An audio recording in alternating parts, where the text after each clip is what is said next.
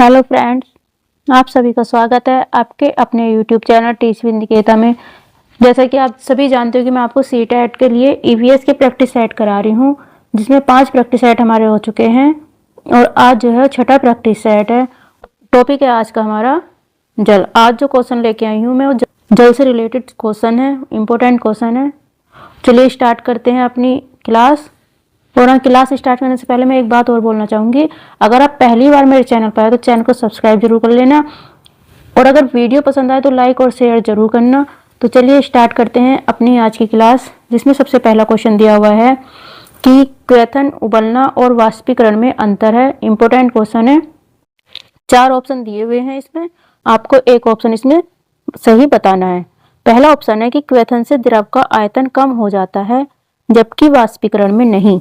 दूसरा ऑप्शन दिया है क्वेथन में द्रव से वाष्प में परिवर्तन देखा जा सकता है जबकि वाष्पीकरण देखा नहीं जा सकता। तीसरा ऑप्शन है क्वेथन से जल की अवस्था बदल जाती है जबकि वाष्पीकरण में नहीं बदलती। चौथा ऑप्शन है वाष्पीकरण किसी भी तापमान पर हो सकता है जबकि क्वेथन नहीं। तो इसका करेक्ट आंसर है कि वाष्पीकरण जो है वो किसी भी टेम्परेचर पर हो सकता है लेकिन क्वेथन नहीं। ऑप्शन नंबर 4 राइट आंसर है।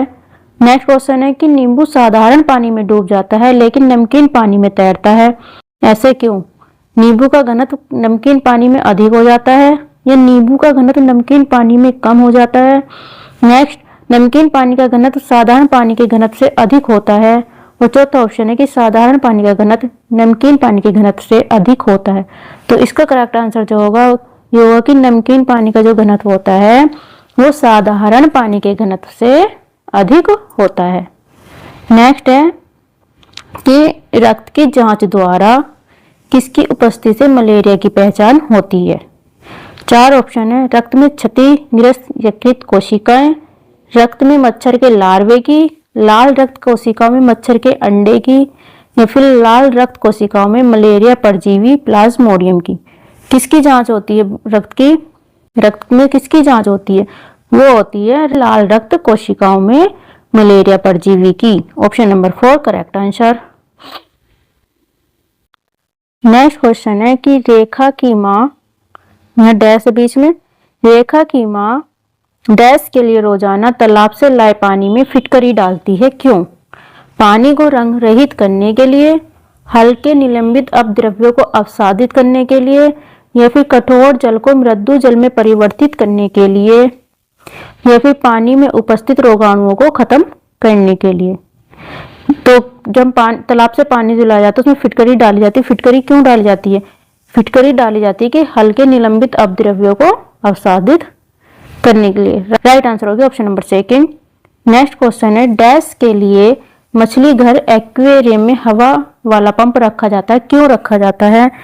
पानी को साफ करने के लिए, जलीय पौधों को अधिक कार्बन डाइऑक्साइड उपलब्ध कराने के लिए, अधिक ऑक्सीजन को पानी में घुलने के लिए, या फिर मछली घर एक्वेरियम की शोभा बढ़ाने के लिए।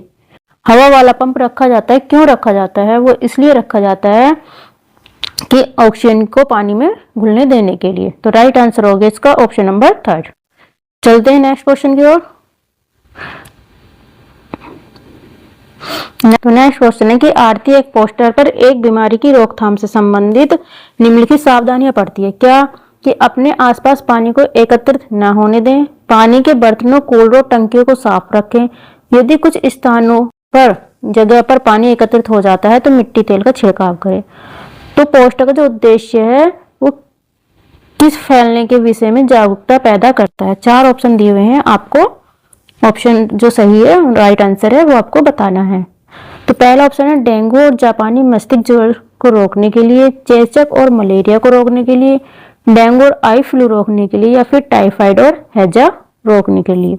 तो इसका जो करेक्ट आंसर हो जाएगा वो हो जाएगा ऑप्शन नंबर 1 डेंगू और जापानी मस्तिष्क ज्वर को रोकने के लिए।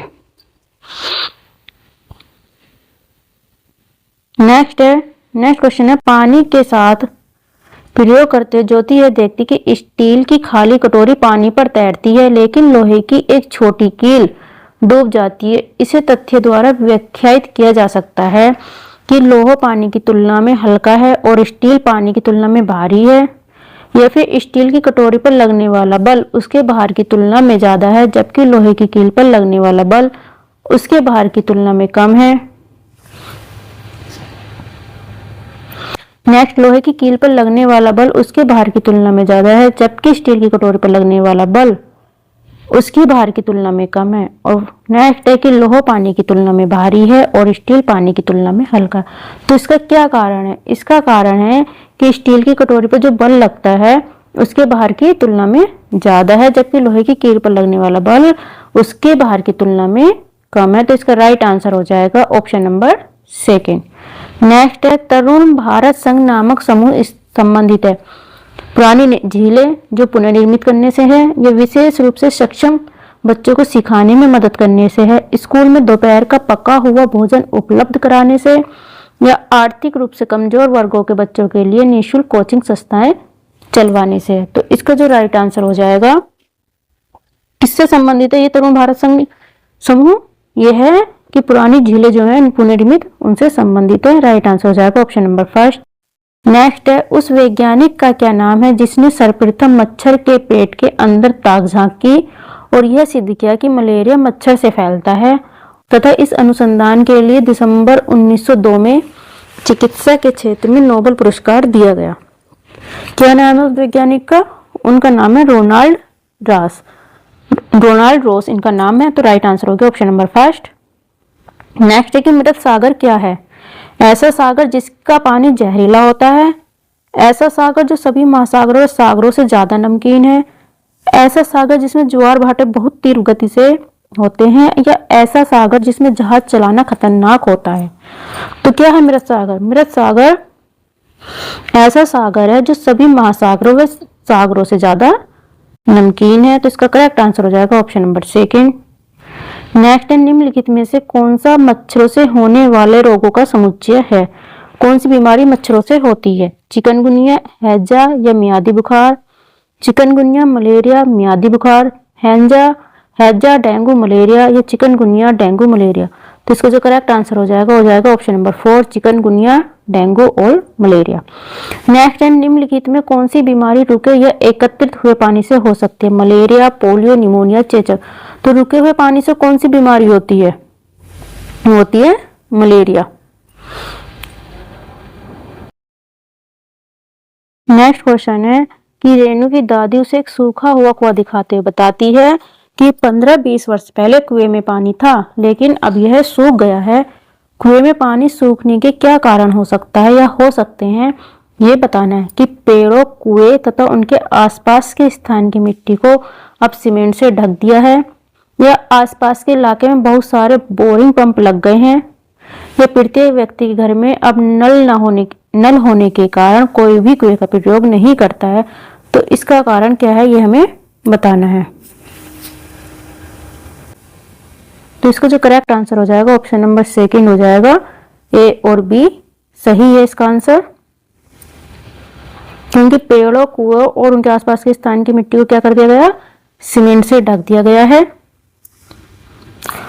और आसपास के इलाके में बहुत सारे बोरिंग पंप लग गए हैं। तो राइट आंसर हो गया ऑप्शन नंबर सेकंड। नेक्स्ट है, मच्छरों के प्रजनन की रोकथाम के लिए ठहरे पानी पर मिट्टी का तेल डालने की सलाह दी जाती है, ऐसा क्यों? मच्छर तेल की परत में फंस जाते हैं। मिट्टी तेल ऑक्सीजन की आपूर्ति को काट देता है, जिससे मच्छरों का प्रजनन थम जाता है। मच्छरों को मिट्टी के तेल द्वारा विकसित किया जाता है, या फिर मच्छर मिट्टी के तेल द्वारा मर जाते हैं। क्यों ढक दिया जाता है?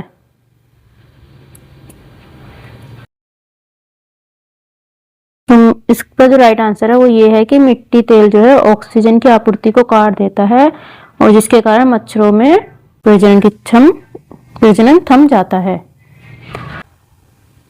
नेक्स्ट क्वेश्चन है, सीढ़ीदार कुएं अथवा बावड़ी से संबंधित निम्नलिखित में से कुछ कथन दिए हुए हैं कि वे जल भंडारण तथा संरक्षण की पारंपरिक व्यवस्था थी, सामुदायिक स्रोत के रूप में उनका प्रयोग होता था, उनका निर्माण मुख्यतः वर्षा रहित राज्यों में होता था, या उनमें केवल संदूषित जल होता था। तो उपरोक्त में से कौन सा कथन सही है, हमें ये बताना है।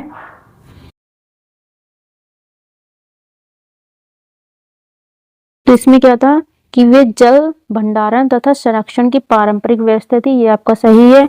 सामुदायिक स्रोत के रूप में उनका प्रयोग होता था, ये भी सही है। और उनका निर्माण मुख्यतः वर्षा रहित राज्य में होता था। ये बात भी सही है। तो आपका राइट आंसर हो जाएगा A B C, option number 3 correct answer है। नेक्स्ट है, वाष्पीकरण विषय पर बच्चों की विविध सोच का आकलन करने के लिए निम्नलिखित में कौन सा प्रश्न एक नमूना हो सकता है कि जल चक्र के 5 लाभ लिखो। क्या होता यदि जल चक्र होता ही नहीं? जल चक्र के क्रम के सोपानों की सूची बनाइए या फिर जल चक्र का आरेख बनाइए और उसे नामित कीजिए। तो इसका जो करेक्ट आंसर होगा वो ऑप्शन नंबर 2। यदि बच्चों से पूछेंगे कि जल चक्र नहीं होता तो क्या होता, तो बहुत सारा वो सोचेंगे, उनकी थॉट विकसित होगी, वो अपने अपने हिसाब से अपने अपने आंसर बताएंगे। तो इसका राइट आंसर हो जाएगा ऑप्शन नंबर 2। नेक्स्ट है, जब एक मछली को पहले से उबले लेकिन कमरे के तापमान पर ठंडे किए गए पानी से भरे एक्वेरियम में डाला जाता है तो मर जाती है। ऐसा इसलिए होता है क्योंकि मछली घर का पानी मछली के तैरने योग्य नहीं है, ऑक्सीजन रहित है, मछली द्वारा पीने के योग्य नहीं है, या फिर वो खनिज रहित है। तो इसका करेक्ट आंसर है कि वह ऑक्सीजन रहित, ऑप्शन नंबर 2 करेक्ट आंसर। विश्व जल दिवस कब बनाया जाता है? 22 मार्च, 13 जनवरी, 21 सितंबर या 5 जून। तो विश्व जल दिवस कब बनाया जाता है? ये बनाया जाता है 22 मार्च। नेक्स्ट क्वेश्चन है कि मोहन देखता है कि उसकी कक्षा में आर्द्रता को मापने वाले यंत्र का रेखा चित्र दिखा रहे हैं। तो वह कौन सा यंत्र होता है? थर्मामीटर, हाइग्रोमीटर या लैक्टोमीटर। तो किससे नापा जाता है आर्द्रता को? नापा जाता है हाइग्रोमीटर, ऑप्शन नंबर 3। नेक्स्ट है, दिव्या अपनी नानी के घर जाती है। नेक्स्ट क्वेश्चन है कि दिव्या अपनी नानी के घर जाती है जहां पर पानी की गुणवत्ता सही नहीं है। ऐसे में आप दिव्या को क्या सलाह देंगे जिससे उसके स्वास्थ्य पर बुरा असर ना हो?